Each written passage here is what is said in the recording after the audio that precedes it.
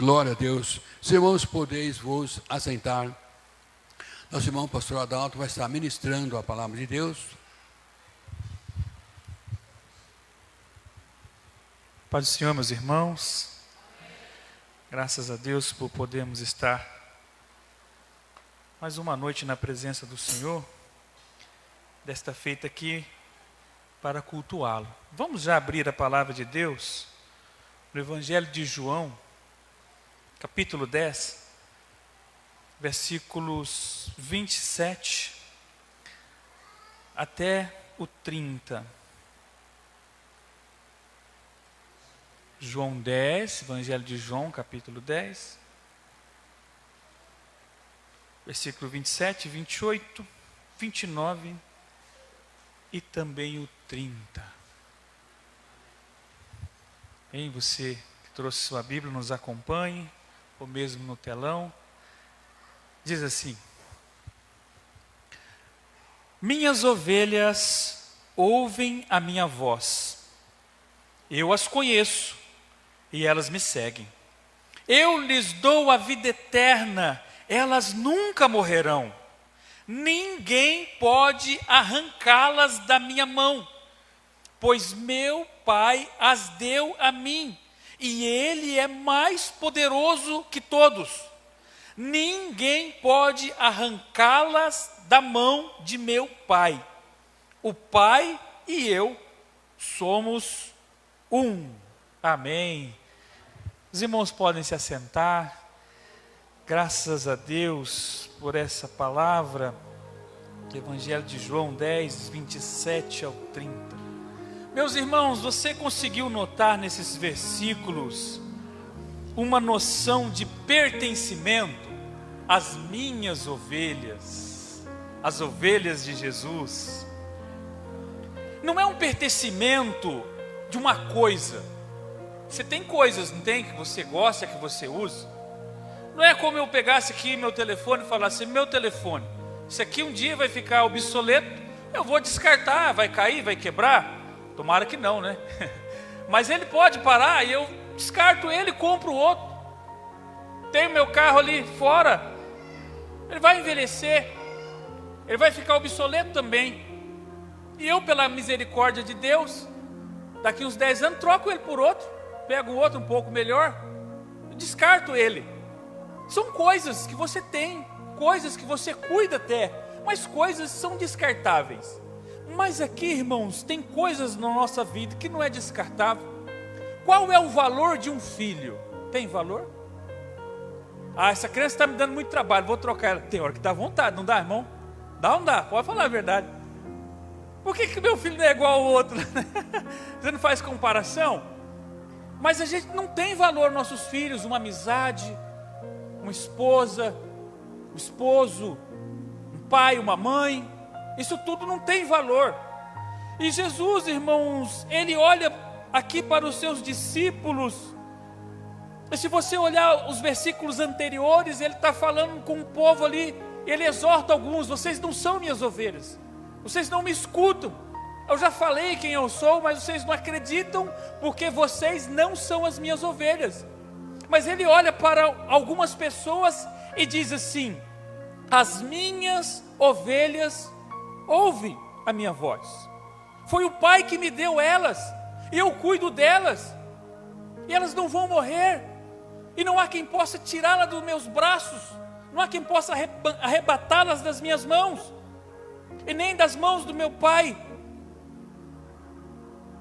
Nós podemos notar que parece que o Senhor está falando com carinho, não é? As minhas ovelhas. Você já teve a oportunidade de alguém falar orgulhosamente de você? Eu fiz meu pai passar muita vergonha, né? Já fiz. Esse é o meu filho, o que ele fez, olha o que aprontou de novo, né? Eu já fiz. Mas eu já tive oportunidade de dar orgulho para meu pai, para minha mãe. Ah, esse aqui é o meu filho. Me lembro quando eu ia naquele quartel do Corpo de Bombeiros, onde ele trabalhava, e ele orgulhosamente me apresentava aos seus companheiros de trabalho: esse aqui é o meu filho, olha só, cresceu mais do que eu. Ele era baixinho, né? Falava com orgulho. E é muito bom quando alguém fala de nós dessa maneira: esse aqui é o meu amigo, Esse aqui é o meu filho, é minha filha. Essa daqui é o meu esposo, é minha esposa. É bom. Eu já cometi algumas gafes na vida, e uma delas foi uma vez, estava num evento, e eu vi um cara fazendo umas coisas, e falei, mas quem que é esse pateta aí? Quem que é esse tonto? A pessoa do meu lado envergonhada, é meu marido. Oh, desculpa, a gente fala bobeira. Mas é bom, irmãos, quando a gente fala orgulhosamente daquilo que a gente tem. É o meu filho, é minha filha, é o meu pai, é a minha mãe, é o meu pastor, é a minha igreja. E aqui Jesus parece que ele fala orgulhosamente: são as minhas ovelhas, elas me seguem, eu dou a minha vida por elas, elas nunca morrerão, foi o Pai que as me deu. Jesus afirma orgulhosamente que nós somos dele.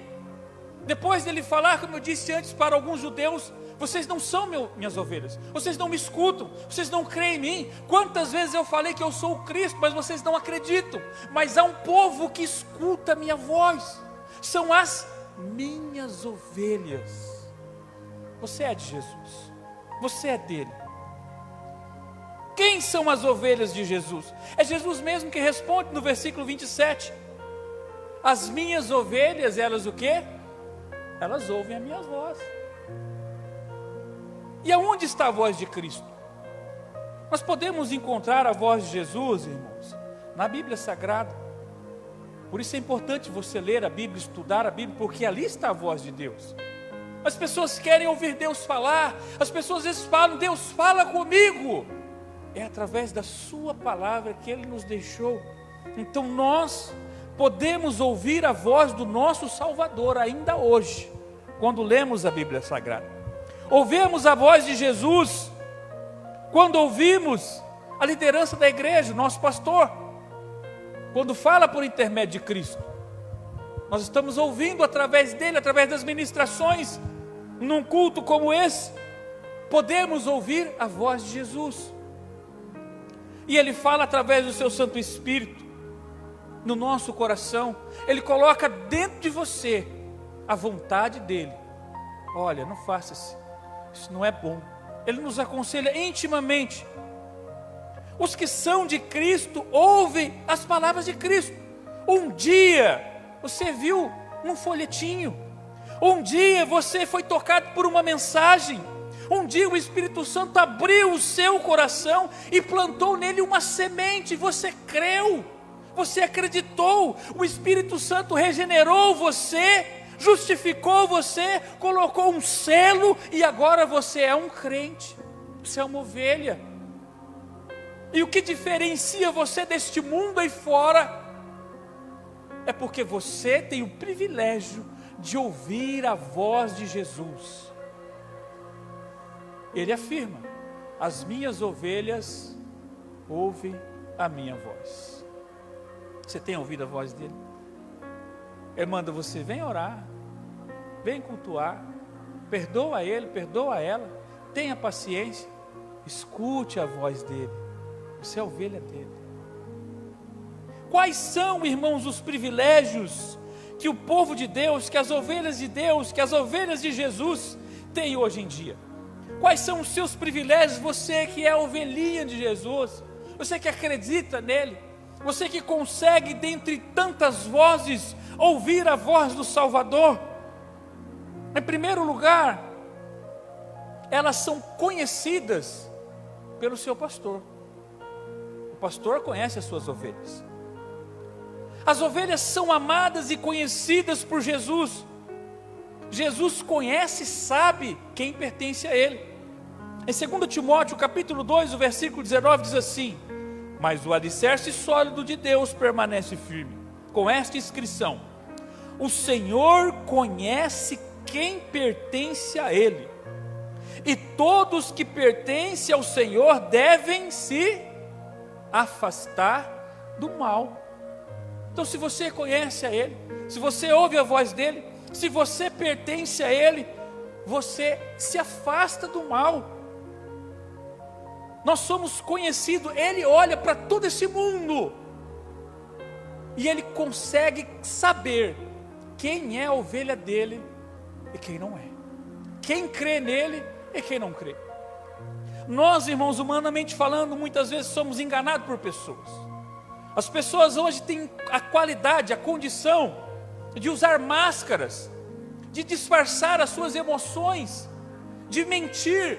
Há uma facilidade tão grande hoje de mentir para as pessoas, e nós muitas vezes somos ludibriados e achamos que aquela pessoa é boa, mas ela não é. Achamos que aquela pessoa crê em Deus, mas ele não crê. E o contrário é válido também. Mas Jesus, irmãos, ele não é enganado por ninguém.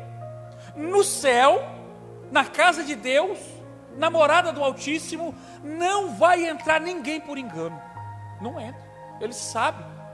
Ninguém vai pular a janela, ninguém vai passar por baixo da porta. A porta é Cristo, e você vai passar por ele. E o seu olhar que penetra o mais íntimo do homem sabe quem é do seu rebanho e quem não é. Jesus nos conhece pessoalmente. Às vezes você conhece alguém de ouvir falar. Você conhece fulano? Conheço, já ouvi falar dele, mas você não conhece ele pessoalmente. Nós conhecemos muitas pessoas famosas, artistas, políticos, influenciadores, mas conhecemos ele exteriormente. Conhecemos o que ele mostra para nós, mas pessoalmente muitas vezes não conhece. Mas a palavra do Senhor afirma que Jesus nos conhece pessoalmente.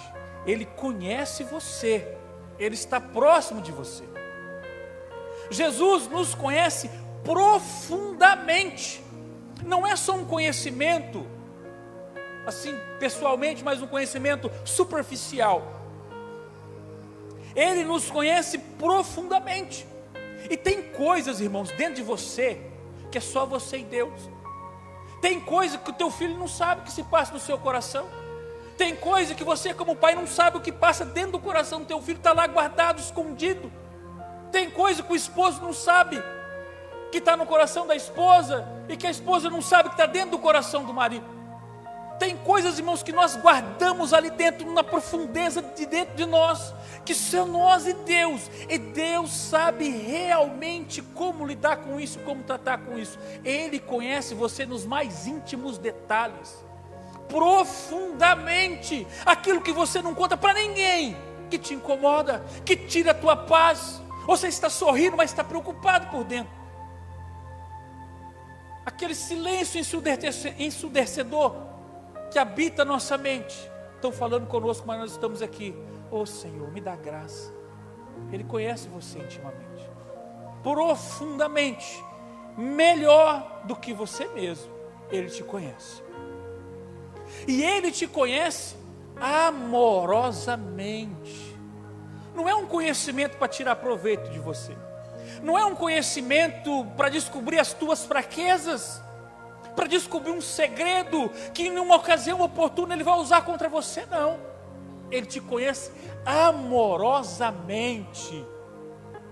Naquele dia, irmãos, que a humanidade caiu, quando Deus pergunta: Adão, aonde você está? Você acredita que Deus não sabia onde Adão estava? Quando Ele diz: Eva, o que você fez? Você acredita que Deus não sabia o que Eva havia feito?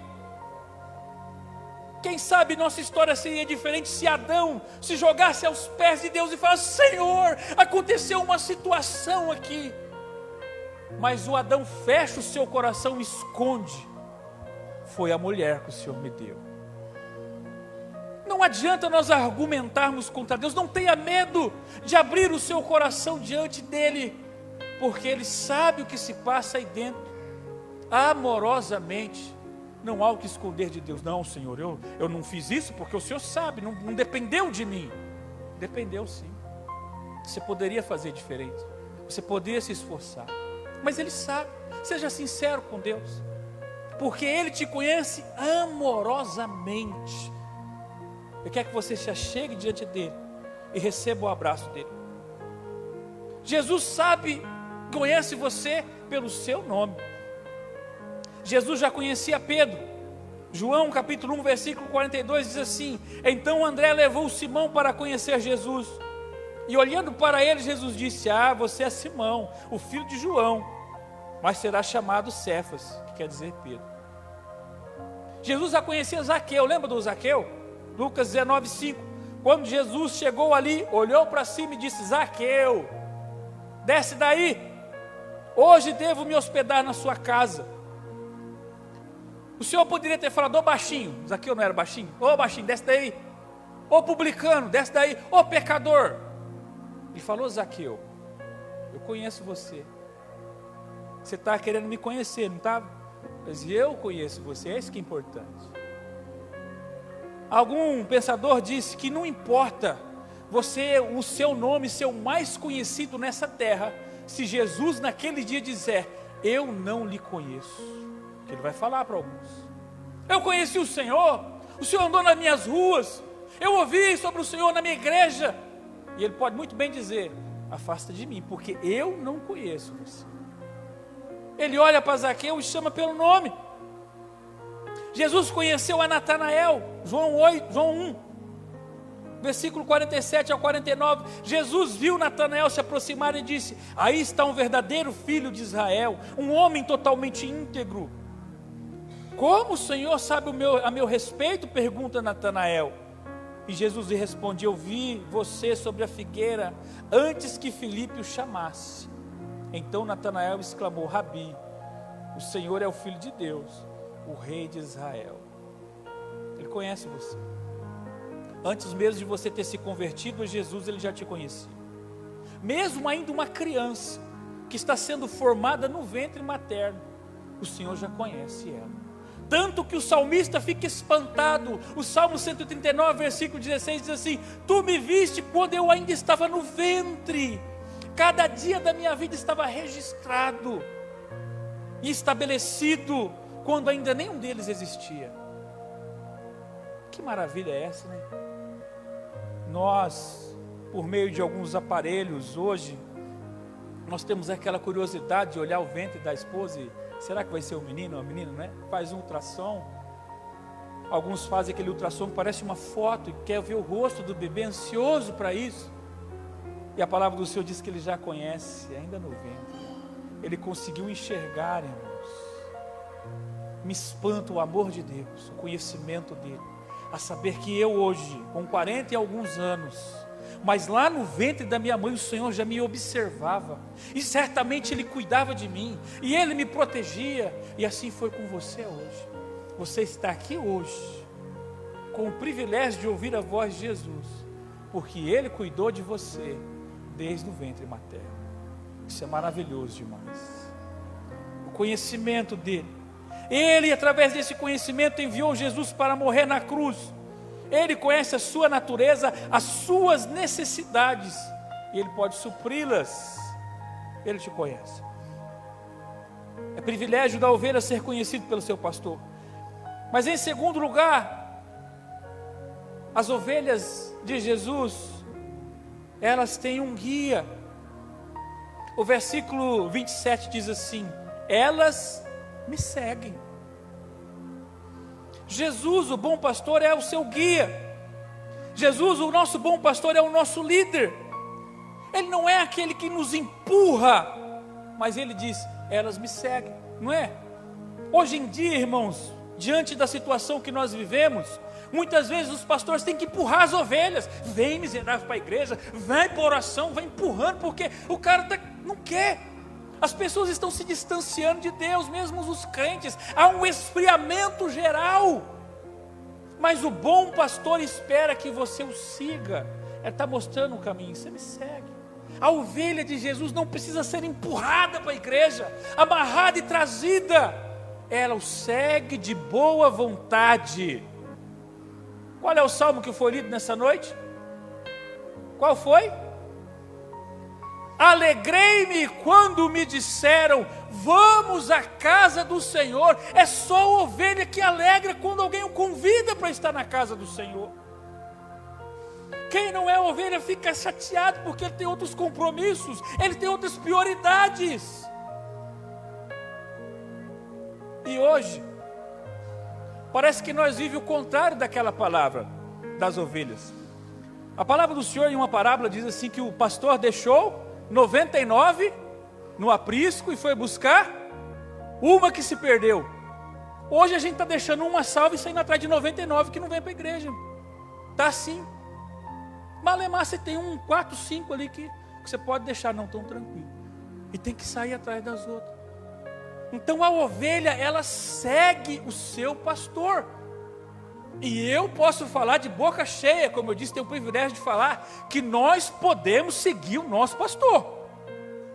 Porque é um homem de oração, um homem de compromisso, um homem que anda em santidade. Siga ele. Siga ele. Não siga o mundo, não. Então é um privilégio quando nós temos um líder que nos mostra o caminho. Olha, vem por aqui, meu filho. Jesus é o nosso líder, é o nosso sumo pastor. Ele nos mostra o caminho, Ele nos exorta, Ele nos consola, Ele vai à nossa frente, Ele nos guia pelo caminho da justiça, Ele nos guia pelos pastos verdejantes, Ele nos leva às águas tranquilas, Ele atravessa conosco o vale da sombra e da morte, Ele prepara para nós uma mesa no deserto, Ele faz o nosso cálice transbordar. Siga o seu pastor Jesus Cristo. Se você quer prosperar, se você quer ser guardado, se você quer ser livre, se você quer ter pastos verdejantes e que o teu cálice transborda, siga o bom pastor. Ele te mostra o bom caminho. Então as ovelhas de Jesus, minhas ovelhas, elas me seguem. E isso é verdade. Se você conhece literalmente um rebanho de ovelhas, você vê que elas seguem o pastor dela. O pastor vai à frente com o cajadinho e elas vão atrás dele. Boi não, boi você tem que tocar, já viu? Sai fustigando o boi, chicoteando, batendo, para ele seguir o caminho, porque o bicho não quer seguir o caminho certo. Mas a ovelha não. O pastor está aí na frente, elas estão lá, no caminho delas. Mas em terceiro lugar, irmãos, é privilégio das ovelhas de Cristo. Elas recebem a vida eterna. Ele diz no versículo 28, do texto que nós lemos: eu lhes dou a vida eterna. As minhas ovelhas ouvem minha voz, eu as conheço e elas me seguem. E eu lhes dou a vida eterna. A vida eterna, ela não é uma conquista do crente. Você não conquistou ela, você não ganhou ela, não é pelo seu mérito. A vida eterna é uma oferta da graça. A vida eterna, ela é um presente concedido pelo bom pastor. Vem dele. Às vezes a gente se vangloria da nossa espiritualidade, da nossa santidade, do nosso conhecimento, e achamos que é por isso, mas não é. É porque Deus, com o seu olhar de misericórdia, nos deu a possibilidade de aceitar a Cristo como seu Senhor e Salvador. E esse compromisso que Ele estabelece com nós e nós com Ele, nos garante esse presente tão maravilhoso que é viver para sempre.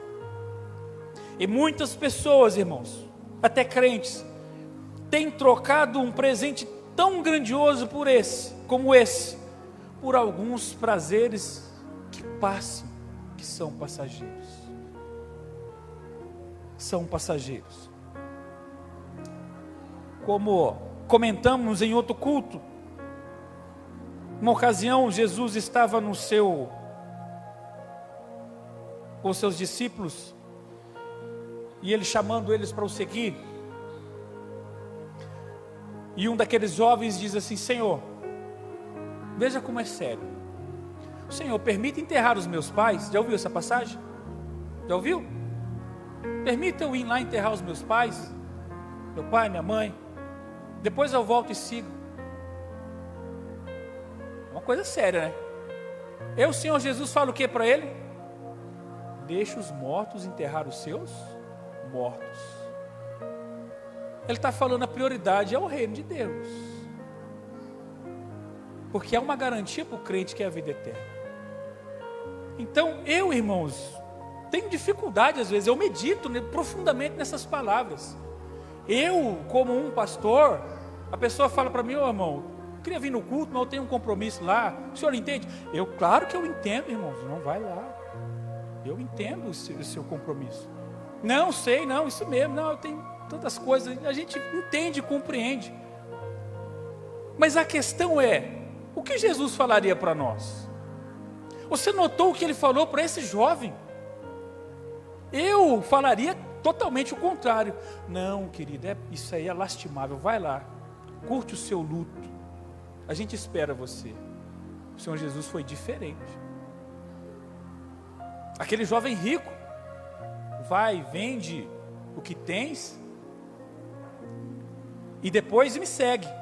Terás um tesouro no céu.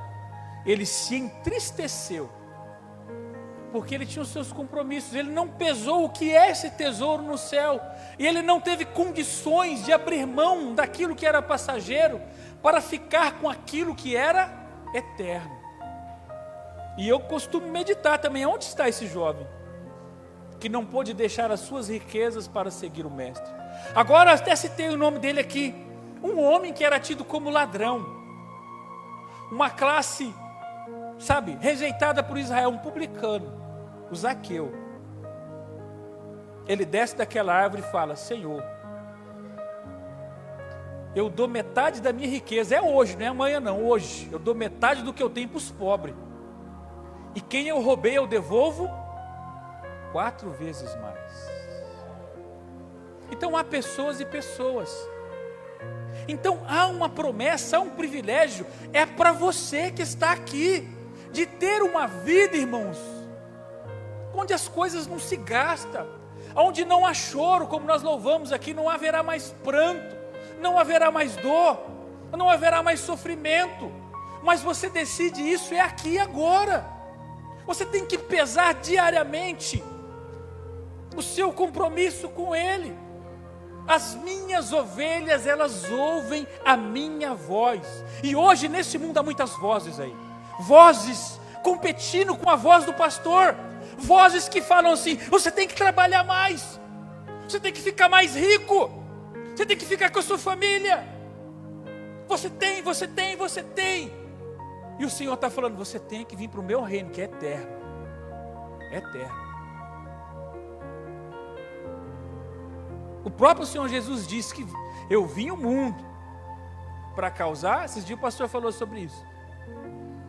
A fé em Cristo, muitas vezes, ela causa uma guerra. Fala que pai se levanta contra filho por causa de Jesus. Então, nós precisamos se atentar a essa oferta que nos é dada pela graça. As bênçãos para as ovelhas de Cristo não são apenas temporais, tem bênção que é temporal. Nós passamos um bom tempo estudando aqui de manhã sobre as promessas de Deus, as promessas de Jesus. E muitas promessas são para esse tempo de prosperidade, de graça, de cura, de libertação, de saúde, de boas coisas. Mas as maiores promessas nós receberemos nos por vir. As bênçãos de Cristo não são apenas para agora, elas são eternas.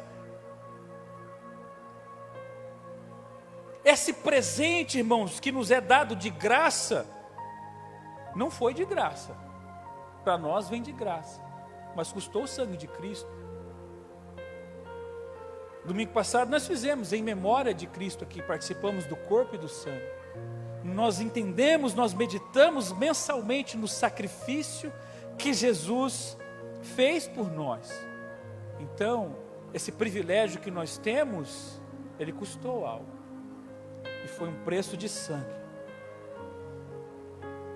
Mas finalmente, as ovelhas de Cristo, ela tem a promessa de uma segurança eterna. Ele está falando que eu seguro elas nas minhas mãos e ninguém pode tirar elas das minhas mãos. Elas estão nas mãos do meu Pai e não há quem possa arrebatá-las das mãos do meu Pai. E o meu Pai é o mais poderoso de todos. Então não há quem nos possa tirar dos braços de Jesus. Quando Ele nos segura, quando Ele nos cuida de nós. E isso, irmãos, esse cuidado, essa segurança eterna que nós temos, não significa que nós somos livres de dor ou de sofrimento, ou mesmo da morte. Mas ele significa que no momento mais escuro, no momento mais amargo, nós temos consciência dos braços eternos que nos rodeiam. da segurança que nos foi prometida. Por isso que nós enfrentamos a morte, nós enfrentamos situações difíceis, mas nós temos uma promessa, uma esperança. Quantas vezes eu pude estar com pessoas no leito terminal, e nós vemos nos olhos dela que elas não têm esperança, elas não sabem para onde vão, elas não creram no Salvador. Por outro lado, você está na mesma situação com pessoas ali, que sabem para onde estão indo, estão com dor, estão sofrendo, mas creem no Senhor e sabem que estão indo para os braços do Pai. Se você tem filho, irmãos, você já sabe, já teve que segurar ele para tomar uma injeção? Teve? Para tirar um sangue? Ele esperneia nos seus braços, mas está nos seus braços. Ele pede para você: pai, não deixe ele me furar não, pai. E você engole o seu choro e sabe que ele precisa daquele exame, ele precisa tomar aquele remédio para sobreviver. E você segura ele forte nos braços, e ele grita e chora e esperneia. Mas você tem consciência que está salvando ele. Assim somos nós. Muitas vezes nós estamos com dores, esperneando, mas nós estamos nos braços do Pai amoroso, que está nos segurando. Trata dele, porque ele é meu. Esse que está acontecendo vai fazer mais forte, e logo, logo nós estaremos na casa eterna. Calma, filhinha, essa injeção vai passar, já passou, nós vamos para casa agora, o papai vai levar você para casa. E assim é o nosso Deus. Calma, crente, você está aqui chorando, você está gritando, mas logo mais você vai estar na sua casa.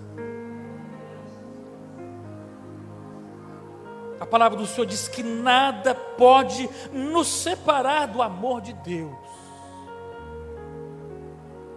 Não se engane, investe tanto naquele terreno, tanto naquela casa. Sua casa não é aqui, seu terreno não é aqui. Essas coisas vão acabar. Escolha estar com Cristo, escolha seguir a Ele. Poucos dias eu vi uma ilustração, uma história verídica, onde um missionário, quando chegou da África no seu país, ninguém foi receber ele no aeroporto. A igreja nem ligou para ele. Ele falou: onde já se viu? Dei minha vida por essa igreja, por esses irmãos, fui lá, gastei o meu tempo, como nós louvamos aqui, gastei a minha vida para Jesus lá, e ninguém nem veio me receber, que nem me buscar no aeroporto. Ele ficou frustrado, ele falando com a esposa dele: não, perdi a esperança de viver agora. E o que é isso? Para quê? Olha, gastei a minha vida lá, estou velho aqui, a igreja não me reconhece, ninguém nem, não é? A esposa falou: meu marido, fala isso com Jesus, fala isso com Deus, vai no seu quarto e conta essa frustração para Ele, que Ele cura seu coração. E ele foi e orou: Deus, Senhor, cheguei aqui em casa, no meu lar, ninguém nem deu bola para mim, por que isso? E ele volta e sai daquele quarto radiante. E a sua esposa pergunta: o que aconteceu, meu bem, que você agora está alegre? Ele disse: